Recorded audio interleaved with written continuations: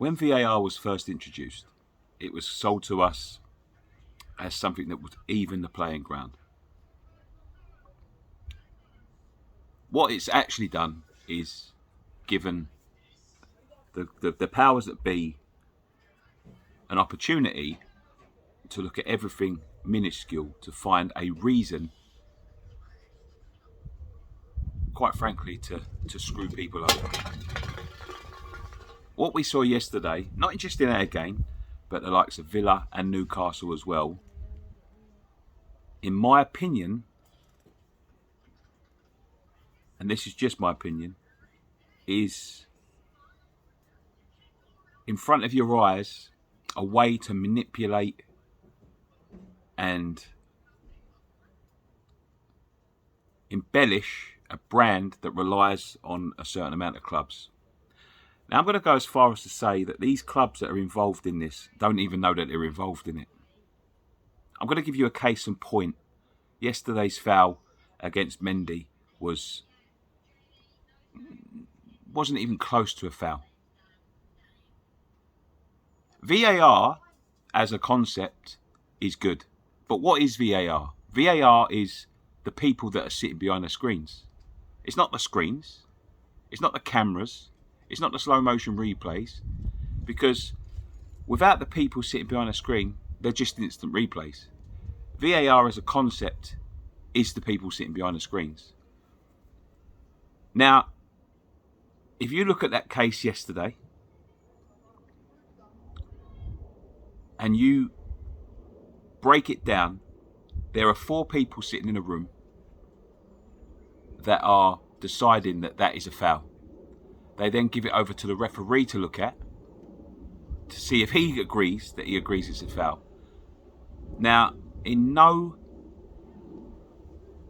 position in the pitch is that a foul. This is a contact sport. Mendy rushed out to Bowen. Fact. So if someone like that looks at the monitor and decides it's a foul, after watching it several times over and over, after not deciding it was a foul in real time, then they're inadequate to do their job. But what will happen to the referee? He'll have a week off maybe. The Premier League could come out tomorrow and go, sorry about that. But it's not good enough. Villa was screwed yesterday. Newcastle was screwed out of points yesterday. We were screwed out of points. All from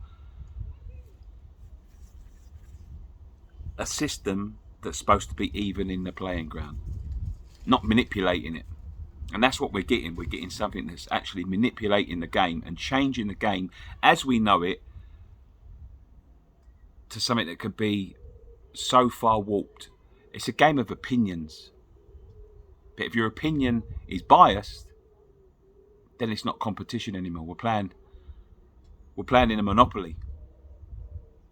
The Premier League know that the 6 clubs at the top of the league, the ones that wanted to break away to the Super League, are their bread and butter. They are what they sell to China, to India, to all of those countries in the Far East and all around the world.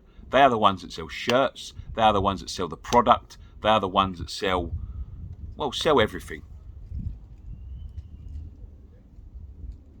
They sell the Premier League on being the most exciting, competitive league on the planet. But it seems to be the same 6 teams getting the decisions to manipulate the same 6 teams getting into them positions. Financial fair play was brought in. What for? Because they had their 6. The likes of Newcastle, who had a takeover, although I don't agree with a takeover and I don't agree where the money was coming from, I still don't to a certain extent. They had to wait 18 months to be taken over because the Big 6 decided they didn't want to do it. Football it's made of money. It's just money. That's all it is to these people. It is not a competition. It is not a sport. It is a money-making exercise for the people that run the sport. That is all it is. And for half of the people that own the clubs, that's all it is. The sport as we knew, what we knew growing up, is dead. It died with the introduction of the Premier League because it's all about selling that money. VAR and all the rules that they've brought in, 5 substitutes this year. Chilwell and Havertz scored their goals. They was the 4th and 5th or 3rd and 4th substitutes. Wouldn't have happened last year. Everything is geared towards keeping the 6 teams that are at the top of the league, that have earning the most money because of financial fair play. Everything is geared and lean to keeping them as the top 6. Look at the VAR decision last year at Manchester United. 30 seconds. What was the difference between us and Manchester United? 2 points. If we don't drop them 2 points, we're in the Europa League and they're not.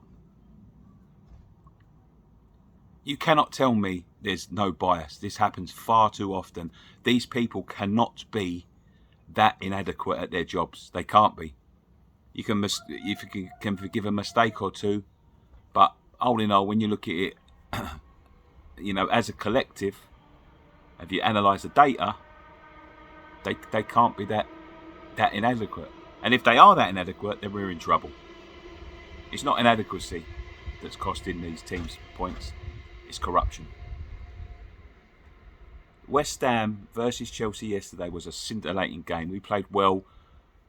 Chelsea dropped points in the previous 2, lost the previous 2.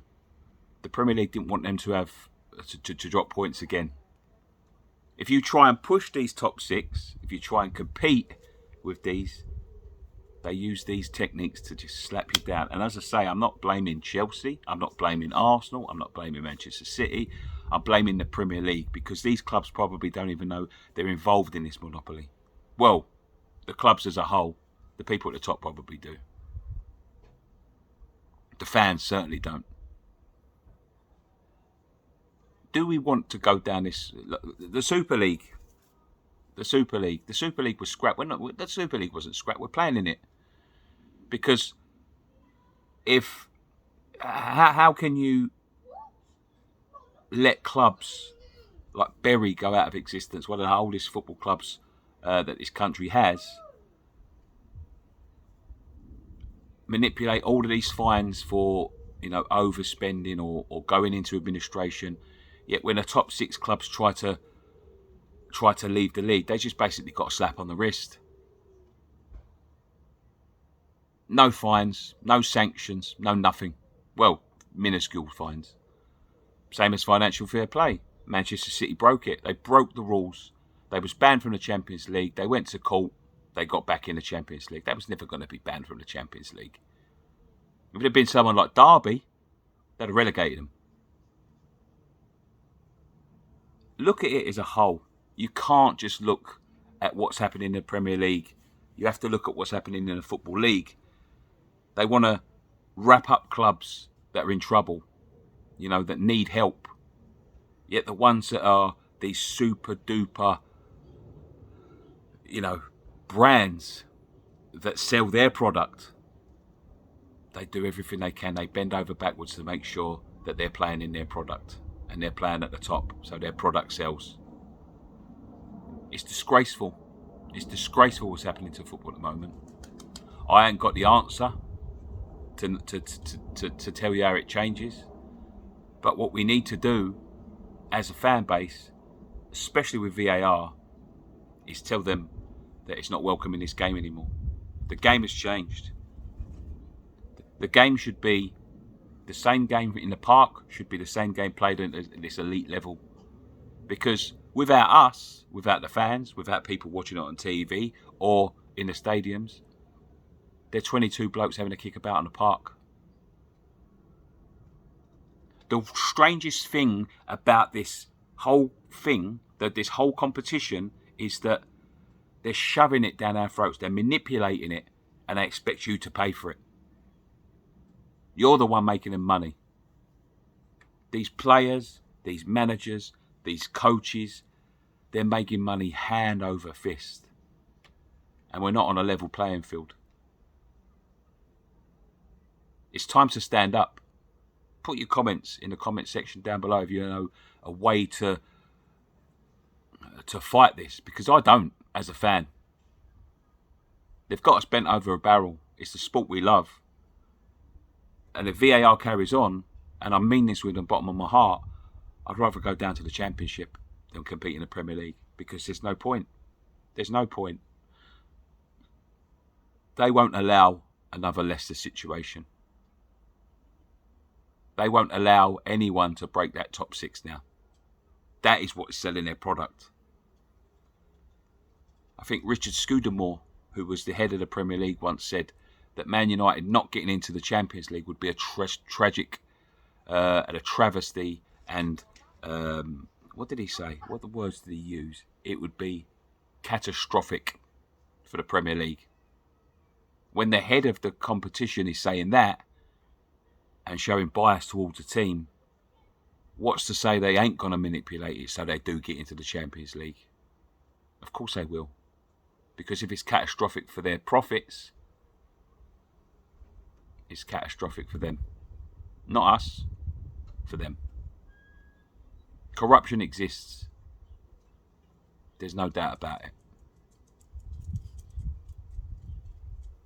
Thank you for listening.